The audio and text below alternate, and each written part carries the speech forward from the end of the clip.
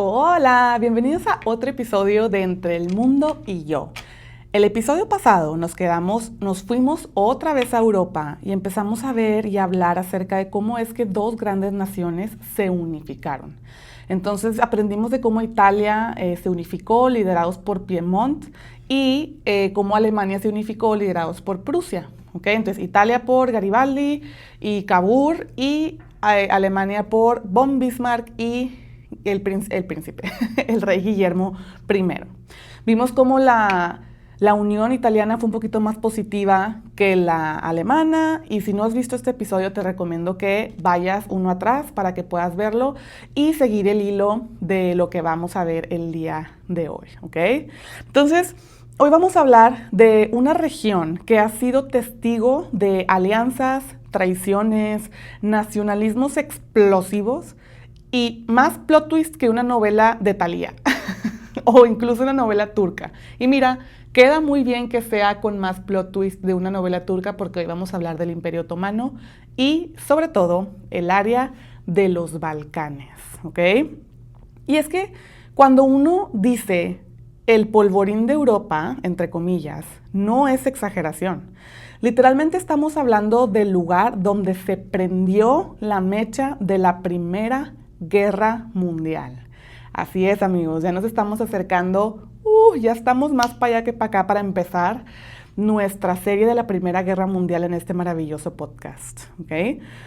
Este episodio tiene de todo, ¿ok? Pero antes de hablar de disparos, francotiradores y cartas que lo arruinaron todo, necesitamos entender cómo se fue llenando de gasolina este polvorín.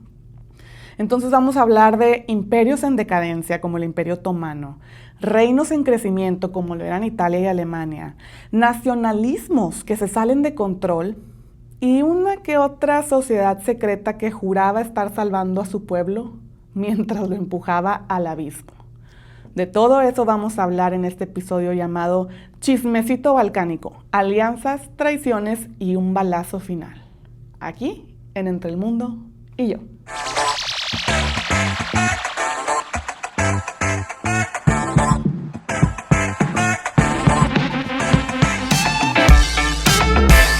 Ok, entonces, ¿dónde nos quedamos? El episodio pasado hablamos de cómo es que nacen Italia y Alemania como imperios, y antes de eso habíamos hablado del primer intento de estas naciones a ser unidas, o sea, unirse, y también de otros países que tuvieron intentos de revolución de 1848.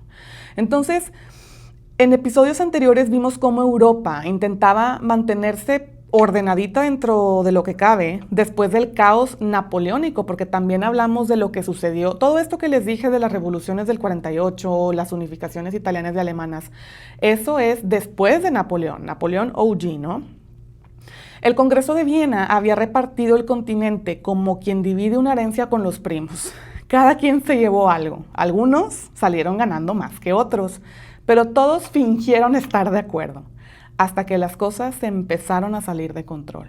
Acuérdate que el Congreso de Viena fue este grupito de WhatsApp que se arma con los líderes europeos después de que exilian a Napoleón, y fue como un grupito de WhatsApp que se llamaba Congreso de Viena, donde se ponían de acuerdo para mantener a Europa estable, conservador y lleno de monarquías. Entonces, lo que menos querían eran revoluciones. El nacionalismo, esa idea de que cada pueblo merece su propio estado, empezó a despertar a los pueblos más oprimidos. Y mientras Europa se industrializaba y las potencias jugaban a ver quién tenía más colonias, porque prácticamente parecía que le hacían voto a las colonias, los Balcanes se convirtieron en el rincón incómodo del mapa, donde nadie se ponía de acuerdo y todos querían algo. Aparte tenemos que, si vemos al área de los Balcanes, es un área muy estratégica en términos geopolíticos. El área de los Balcanes es esa área en Europa donde están Grecia, Montenegro, Serbia, y se le llama el área de los Balcanes por la zona tan montañosa que es, y es estratégica porque está justo pegado al Mediterráneo y es una zona donde puedes entrar y salir fácilmente. Entonces, por eso había mucho interés en esa área. Antes de empezar, ahora sí de lleno con el chismecito balcánico, voy a hablar acerca de los personajes o personas clave dentro de este episodio, ¿ok? Vamos a empezar con el Imperio Otomano. Este imperio que a ver si luego hago un episodio de qué es, cómo nació, etcétera. Básicamente es el personaje viejo, cansado y perdiendo territorio. Para estas alturas el Imperio Otomano ya estaba dándolas, ya no podía más.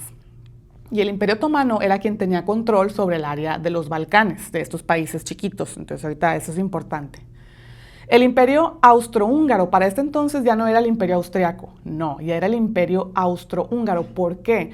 Porque el nacionalismo estaba tan fuerte en todos lados, pero específicamente en el Imperio Austriaco, había una comunidad de húngaros que siguen siendo, ¿verdad? Pero en este momento velo como una etnia que eran muy fuertes, estaban presionando muchísimo al gobierno y eran muchos. Entonces llegó un punto donde su nacionalismo puso tanta presión en el gobierno de Francisco José que dijeron, no, pues ya, vamos a hacer esto, ya no va a ser el imperio de Austria, ahora va a ser el Imperio Austrohúngaro, es decir, también les dieron poder a los húngaros.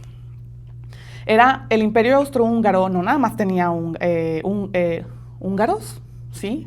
¿Se dice húngaros? Hungríos iba a decir, me la bañé. Era multiétnico, paranoico y con complejo de superioridad. Ellos creían que debían reinar Europa sí o sí. Serbia es un país, era nacionalista, ambiciosa y con ganas de liderar a todos los eslavos del sur. No esclavos, eslavos, ¿ok? Ahorita vamos a hablar más de eso.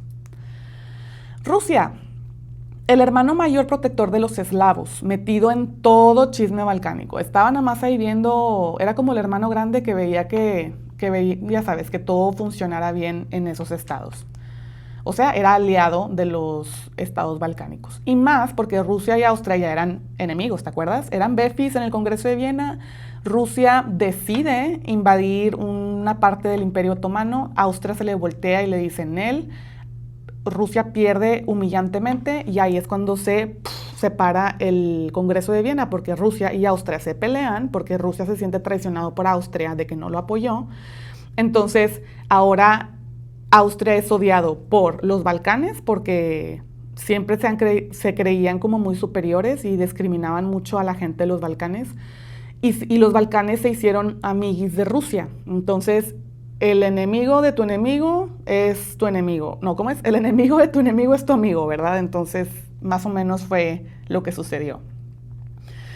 Bulgaria, Montenegro y Grecia, que son países que forman, o sea, que están dentro del área de los Balcanes, cada uno con sus propios reclamos territoriales, cada uno quería un pedacito del pastel.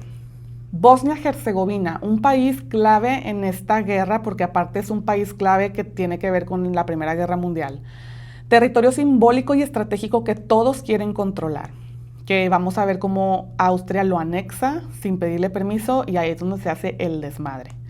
La Mano Negra era una sociedad secreta serbia que pasaría a la historia con una sola bala que salió del gatillo de la pistola de Gavrilo Princip, que es el último personaje del que vamos a mencionar, que era un joven nacionalista cuyo disparo cambió el destino del mundo, porque esa bala fue la que mató al archiduque Francis Ferdinand, que era el sobrino de Francisco José, que iba a ser el sucesor al trono. Y ahí empieza la Primera Guerra Mundial. Pero no nos vamos a adelantar todavía, Besti, ¿ok? Vamos a empezar con lo primero. ¿Qué son los Balcanes? Sí, voy a ir a un crucero por los Balcanes. Que los Balcanes. ¿Qué chingados son los Balcanes? Entonces, los Balcanes son una región montañosa y diversa del sureste europeo, donde conviven, o más bien colisionan, musulmanes, católicos, católicos ortodoxos, pueblos eslavos, griegos, albaneses y mucho más etnias conviviendo en un solo lugar. Es un rompecabezas étnico y religioso como una sopa donde cada cucharada sabe distinto. Durante muchos siglos, gran parte de esta región estuvo dominada por el Imperio Otomano, como les dije al principio, pero para inicios del siglo XX, este imperio ya estaba en decadencia. Sus antiguos territorios ya estaban declarándole la guerra y declarando independencia. Uno a uno iban cayendo, así como dominó. Haz de cuenta como alumnos que abandonan una clase que ya nadie respeta. Mi peor miedo sería que se empiecen a ir uno por uno. Y en 1908, Austria-Hungría, o el Imperio Austrohúngaro, anexa a Bosnia y Herzegovina, ¿ok? Porque ahí te va. Lo que pasó con la guerra de los Balcanes, que ahorita lo vamos a ver más a fondo, pero te lo voy a resumir rapidito aquí, es los Balcanes se independizan del Imperio Otomano y entre que están que no saben qué pedo, que si quién va a liderar, que si yo quiero más territorio, se empiezan a pelear entre ellos y en ese momento donde los Balcanes están muy vulnerables y el Imperio Otomano también, Austria dice, aquí me voy a anexar a un paísito más para tener más territorio y decide anexar a Bosnia y Herzegovina. ¿Qué pasaba con Bosnia y Herzegovina? Pues era un territorio con mayoría eslava, ¿ok? Que viene de la etnia de eslavos. Una etnia, o sea, decir eslavos es como decir latinos, ¿ok? Yo soy latina y soy mexicana, Perenganita pues es latina y es brasileña, Perenganito es latino y es colombiano, o sea, al final del día no es como que somos del mismo país, pero todos somos latinos, venimos de la etnia de latinos, hablamos español o portugués o cualquier lengua romántica o latina. Y eso es lo que nos une, ¿no? A los latinos. Lo mismo es decir eslavos. Puede haber eslavos serbos, puede haber eslavos de Grecia, puede haber eslavos de Montenegro, pero es como algo más que los une, ¿no? Porque los unen tradiciones religiosas, culturales, etc. Y Bosnia y Herzegovina estaba lleno de eslavos, ¿ok? Entonces, para que tengan más o menos una idea de qué significa. Entonces, Austria-Hungría anexa Bosnia y Herzegovina, que es un territorio con mayoría eslava, que Serbia consideraba suyo por derecho histórico y étnico. Entonces, imagínate, Serbia es un país, Austria-Hungría es otro país. El Imperio Austrohúngaro anexa Bosnia y Herzegovina y Serbia dice, güey, ¿qué pedo? ¿Por qué te llevas a este país? Este país, si es de alguien, debería ser mío, o sea, debería ser parte de Serbia. Porque, pues, número uno, está lleno de eslavos, que en Serbia también hay mucho eslavo, y aparte ni siquiera tiene nada que ver contigo, Austria, ¿de qué estás hablando, no? Entonces, ahí fue cuando el nacionalismo serbio pasó de estar enojado a estar furioso, porque los serbios, que son los de Serbia, del país, ya traían una sed nacionalista cañona de querer independizarse del Imperio Otomano y esto pues peor, ¿no? Y Rusia, que se autoproclamaba protectora de todos los pueblos eslavos, también se indignó, pero estaba muy débil porque recién había salido de una humillante derrota frente a Japón en 1905 y con problemas internos. Así que no pudo más que mirar con desaprobación. Y aquí es donde se junta con el primer capítulo de este podcast de la Revolución Rusa. Esta pelea que mencionamos es cuando Rusia decide declararle la guerra a Japón y Japón les gana humillantemente. Entonces es cuando Japón se queda con el área de Manchuria en China. ¿Okay? Y esa derrota de Rusia fue como el spark de la gente que hizo que se enojara a la gente con su rey y pues un paso da al otro y ya es la Revolución Rusa, ¿no? Mientras tanto, el nacionalismo seguía creciendo, tanto en Europa en general, pero sobre todo en el área de los Balcanes. Serbia soñaba con una gran Serbia que uniera a todos los eslavos del sur en un gran país, solamente como lo que hicieron Alemania e Italia, ¿no? Pero Austria-Hungría era el obstáculo principal. ¿Por qué? Porque decidió anexar a Bosnia y Herzegovina y aparte era muy poderoso para derrotar. Y aunque todo parecía estar en pausa en ese momento, en realidad era la calma tensa antes de la tormenta. Entonces, ¿qué pasa? Cuando hablamos de la guerra de los Balcanes, lo que tenemos que saber primero que nada es que el periodo de la guerra de los Balcanes se divide en dos guerras, ¿ok? O sea, hubo una guerra en 1912 y hubo otra guerra en 1913. Y vamos a ver la diferencia en cada una. Entonces, la primera guerra balcánica, que te digo que fue en 1912, involucra a 4 países del área de los Balcanes, o 4 países balcánicos, que eran Serbia, Montenegro, Bulgaria y Grecia, ¿ok? Estos 4 países dicen, a ver, güey, ya estamos hasta la madre del Imperio Otomano, queremos liberarnos y ser independientes. ¿Qué onda? ¿Pues nos unimos o qué? Entonces, cada país, de forma independiente, deciden unirse para pelear contra el Imperio Otomano. Y se unen para formar lo que le llamaron la Liga Balcánica, como los Avengers y la madre. Su objetivo era muy claro, sacar al Imperio Otomano del continente europeo de una vez por todas. Y el Imperio Otomano ya estaba, como les dije, dando las últimas, ¿no? Entonces estos 4 países que forman la Liga Balcánica le declaran la guerra y logran derrotar al Imperio Otomano. Fue rápido, fue brutal y muy efectivo.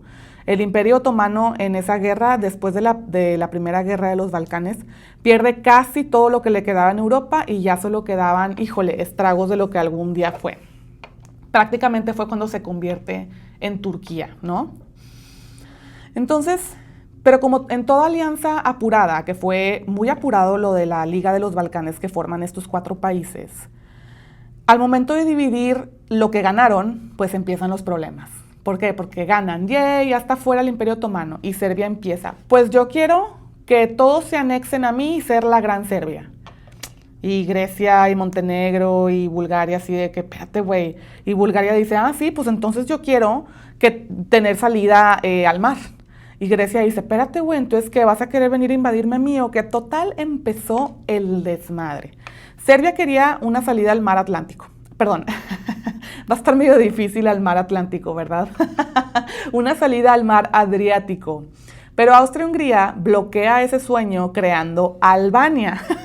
Sí, literal, o sea, inventan un país para que Serbia no llegue al mar, así tal cual. Bulgaria, por su parte, se siente traicionada.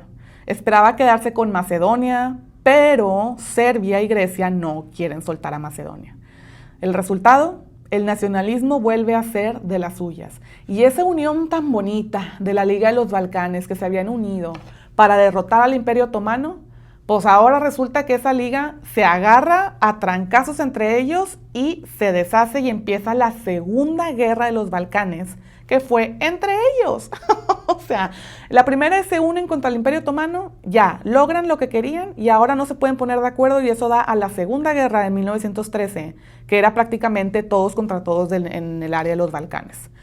Bulgaria, furiosa por la repartición injusta, ataca a sus antiguos aliados Serbia y Grecia. Antes eran la Liga de los Balcanes, ellos 3, ¿verdad? Junto con, ¿quién más? Montenegro.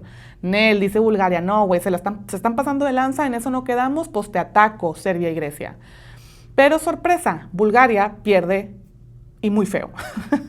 Serbia y Grecia, por otro lado, que fueron los ganadores, se defendieron con mucha fuerza. Y mientras eso pasaba, Rumania, que es otro país del área balcánica, y el Imperio Otomano aprovechan el caos para quitarle más territorio a Bulgaria. O sea, el Imperio Otomano ahí todavía estaba de que, ¡ay, quiero más, quiero más! Es el clásico caso de el que se enoja pierde y además le roban. ¿Y quién sale ganando? Pues Serbia. Gana territorio, gana poder, gana prestigio. ¿Y quién se alarma de esto? Pues el viejo enemigo Austria-Hungría, porque dice, a la madre, güey, Serbia ya se puso pilas, ya tiene más territorio, tiene más poder y va a venir atrás de mí porque yo anexé a Bosnia y Herzegovina, que es un lugar lleno de eslavos, y pues está teniendo más poder y ahora sí, ¡ay, me está dando miedito! Porque ve que Serbia va creciendo y sintiéndose invencible. Y Rusia, pues más que feliz, porque ve a un Serbia aliado y fuerte y estratégico, ¿no? Así que después de estas guerras, los Balcanes quedan completamente reconfigurados. El Imperio Otomano ya no es nadie en Europa, al menos no es lo que era. Y Serbia emerge como el actor más ambicioso y también el más peligroso. Y bueno, ya que estamos hablando de nacionalismos y qué pasó la guerra de los Balcanes, ya sabemos que hubo 2, en el 12 y en el 13, que una fue todos contra el Imperio Otomano y la otra fue, pues ahora todos contra todos, más interna. Y todo gracias al nacionalismo. Y tenemos que retomar siempre el nacionalismo sobre todo de Serbia y de los eslavos, que te acuerdas que los serbios son las personas que viven en Serbia. Es como decir, yo soy mexicana porque vivo en México, pero también soy latina, porque vivo en América Latina y nos unen tradiciones y cultura. Los eslavos es eso también. Entonces, en este clima de tensión, emerge un Serbia con una sociedad secreta. Más bien, en Serbia emerge una sociedad secreta que se llamó la Mano Negra. ¿Y qué era la Mano Negra? ¿Y por qué es relevante? Bueno, la Mano Negra era compuesta por militares y nacionalistas radicales. Creen que la única manera de liberar a todos los eslavos del yugo austrohúngaro es a través de la violencia. Haz de cuenta como ¿cómo se llama? El manifiesto comunista de Karl Marx. Así como Karl Marx decía, la única manera en la que podemos derrotar al capitalismo es si el proletariado se une y violentamente derroca a la burguesía. Bueno, haz de cuenta que bajo la misma premisa, la Mano Negra creía que la única manera era que los nacionalistas de una manera violenta como que derrocaran al imperio austrohúngaro, ¿ok? Y así con esa ideología es como el 28 de junio de 1914 el archiduque Francisco Fernando, heredero al trono austrohúngaro, decide visitar Sarajevo, la capital de Bosnia y Herzegovina. ¿Por qué? ¿Por qué decide visitar la capital de Bosnia y Herzegovina? Porque acuérdense que el imperio austrohúngaro acababa de anexar a Bosnia y Herzegovina. Pero lo anexaron nada más por joder al Imperio Otomano y a Serbia. Realmente no los pelaban, no les daban dinero, no les daban comida. O sea, los discriminaban demasiado. Entonces, obviamente, los de Bosnia y Herzegovina estaban súper enojados de que los anexaran a un país que ellos ni querían, que no se sienten parte de, nada más para que Austria-Hungría se sintiera más chingón, que tiene más territorio, pero no les daban nada. Entonces, obviamente, la gente estaba muy enojada. Y la mano negra, que estaba 100% en Serbia, bueno, no 100%, la mayoría estaba en Serbia, pero pues acuérdense que al final eran eslavos y pues fueron mandando gente de la mano negra a otros países. Pues obviamente en el momento en el que el sucesor al trono, Francisco Fernando, dice, ay, voy a ir a darme la vuelta a Bosnia a ver qué se les ofrece. Pues güey, obviamente no iba a ser bonito, ¿verdad? Digo, nadie se imaginaba que lo mataran literal, pero el vato llegó bien confiado con su carro sin capote o capota o como se llame esa madre, güey, el techo chingado, hombre, que está ahí. Y el de que ja. Y por la mano negra, sabiendo que iba a estar Francisco Fernando, decide aventar una bomba mientras el carro iba pasando. Pero ¿qué pasa? Fallan. No le atinan al carro y resulta que matan a un convoy que venía atrás de Francisco Fernando y se los llevan al hospital a los que quedaron heridos. Entonces, pues obviamente bien alterado el carro de Francisco Fernando se da la vuelta, total, como que se tranquilizan y la grande idea que tuvo Francisco Fernando fue, ¿sabes qué? Déjame ir a visitar a la gente que quedó herida por el bombazo, ¿ok? Sin capota, igual así como venía. Va y los visita, les da la mano y la chingada y luego, bueno, ya me voy y decide regresarse por otra vía que no debía. Y resulta, no es broma, que en esa calle iba caminando un miembro de la mano negra llamado Gavrilo Princip. Entonces iba caminando, Gavrilo Princip ve que pasa el carro, igual, sin techo, del Francisco Fernando. Ay, no, de veras, es que también yo digo, ay, bueno, qué ganas, o sea, de veras que, ay, pasa y dice, pues de aquí soy, se saca la pistola y le dispara. O sea, ¿pudo haber sido evitado? Sí. ¿Francisco Fernando pudo haber tomado mejores decisiones? Sí, pero hey, aquí no nos gusta aquí no nos gusta culpar a las víctimas. Al final, pues Gavrilo Princip se pasó de lanza, ¿no? Entonces, ese día, como les digo, uno de los miembros de la Mano Negra, ese día me refiero al 28 de junio de 1914, un joven de 19 años llamado Gavrilo Princip dispara 2 veces, mata al archiduque y a su esposa. Con eso, no solo mata a un futuro emperador, mata la frágil paz de Europa, que para este momento ya se estaba cocinando, ya todo el mundo estaba armándose hasta los dientes para una guerra que podía pasar, pero nadie sabía cuál. Entonces, esa frágil paz es prácticamente asesinada no nada más por la muerte de un archiduque, sino porque todo el peso que venía atrás con el nacionalismo tan intenso. Y ahí empieza la verdadera guerra. La guerra que ya llevaba años cocinándose en las sombras. Entonces, los Balcanes no eran simplemente un rincón geográfico, no eran solamente una zona estratégica, no, son un espejo de los errores de Europa realmente. El imperialismo, el desprecio por la diversidad, nacionalismo radical y una profunda falta de voluntad para negociar. Todos esos errores que Europa cometió en este momento, desgraciadamente terminaron explotando, ¿no? Las guerras balcánicas no causaron per se la Primera Guerra Mundial, pero la hicieron inevitable, eso sí. Pusieron a los imperios muy nerviosos, a los pueblos a la defensiva y a las potencias las pusieron a elegir bandos y esas alianzas. Entonces, yo a mis alumnos les digo, apréndete el acrónico MAIN en inglés, porque acuérdense que yo doy mi clase en inglés. M-A-I-N. M, militarism. A, alliances. I, ¿qué era? Espérame, ya se me olvidó. Main. Imperialism, disculpa, se me fue el avión bien cañón. Y la N, nationalism. ¿Ok? Entonces, esas 4 letras son las que marcan las razones verdaderas de la Primera Guerra Mundial. Y en medio de todo, una bala bastó para activar un sistema de alianzas tan enredado que al final todo el continente se fue a la guerra. Y ahora que el archiduque está muerto y Austria amenaza con represalias, Serbia se prepara. Rusia no se va a quedar callada y Alemania ya está apuntando sus cañones. ¿Y Europa? No tiene ni idea de lo que se le viene encima. ¿Qué tan rápido puede escalar un conflicto local o el asesinato de una sola persona a una guerra mundial? Muy pronto lo vamos a ver, aquí en Entre el Mundo y Yo. Bye.